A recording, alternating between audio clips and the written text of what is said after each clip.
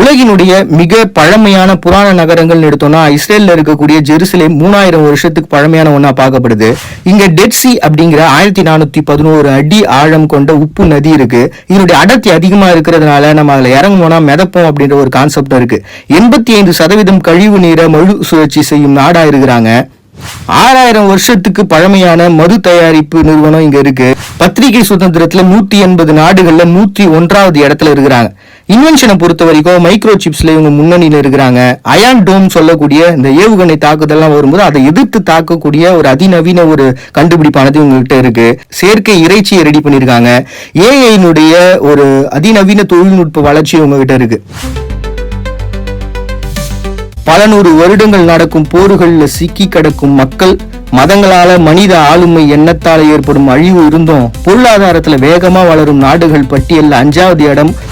ஆளுமை இடம் பிடிப்பதில் மட்டுமல்ல, மக்களினுடைய பொருளாதாரத்திலும் இருக்குன்னு நிரூபிக்கும் எண்ணம்